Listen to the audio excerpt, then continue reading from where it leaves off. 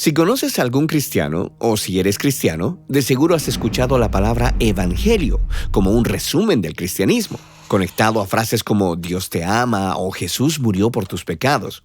Pero con el paso del tiempo, las palabras religiosas como evangelio tienden a perder su poder y su significado se vuelve muy familiar. Tomemos un momento para redescubrir lo que esta palabra tan importante, evangelio, significa para los escritores de la Biblia. Evangelio es una traducción del verbo hebreo biser y del sustantivo besorá. El equivalente en el griego del Nuevo Testamento es evangelion, que es una palabra compuesta. Eu significa bueno y angelion significa anuncio. Todas esas palabras significan buenas noticias, pero ¿qué tipo de noticias? En hebreo, biser es lo que llamaríamos una noticia nacional o un anuncio del gobierno. Como cuando el rey David escucha a un mensajero biser que su ejército fue victorioso en batalla, lo que significa que él continuaba reinando en su trono sobre el pueblo de Israel. Y luego que David muere, su trono es traspasado a Salomón, su hijo. Y cuando él es instaurado como rey en Jerusalén, un heraldo anuncia la besorá de que un nuevo gobernante está a cargo. Pero luego de la muerte de Salomón vienen una serie de reyes quienes son malas noticias, cuya corrupción lleva a la autodestrucción de la nación. Es por esto que el profeta Isaías anunció las buenas noticias de que un día el Dios de Israel vendría como el rey cósmico a confrontar a todos los reinos corruptos y violentos y a restaurar su dominio sobre todas las naciones.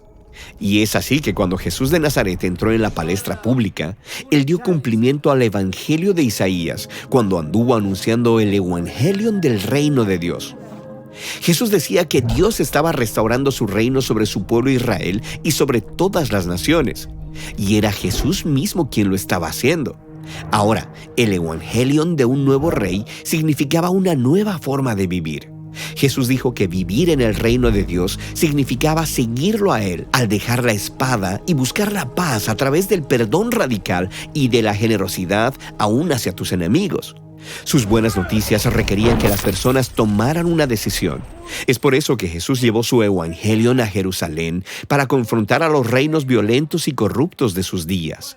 Pero Él los desafió de una manera muy sorprendente, con el poder del generoso amor de Dios. Mientras Jesús era ejecutado por sus enemigos, Él recibió su corona y fue burlado como un rey falso.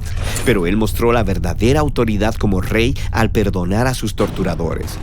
Jesús fue quien estuvo a cargo ese día, dando su vida por los pecados de los demás. Y luego, unos días más tarde, todo cambió. Jesús se levantó de los muertos como el Rey verdadero, cuyo amor es más fuerte que la muerte. Él se apareció a cientos de sus seguidores y les dijo que esparcieran el Evangelion, que toda la autoridad en el cielo y en la tierra ahora le pertenece. Y ellos compartieron estas buenas nuevas por todo el mundo antiguo. Lo hicieron al escribir los 4 relatos de la vida de Jesús, que son el Evangelio.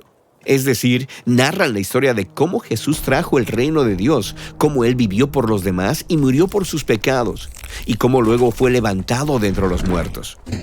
Los seguidores de Jesús también compartieron las buenas noticias simplemente hablándolas. Es por eso que Pedro y Pablo, o Priscila y Aquila, viajaron por todas partes compartiendo ese anuncio real. Mientras que pudiera parecer como que los gobernantes de este mundo son quienes están a cargo y pueden hacer lo que quieran, las buenas noticias son que el Jesús crucificado y resucitado es el verdadero Señor del mundo, el verdadero Rey de toda la creación.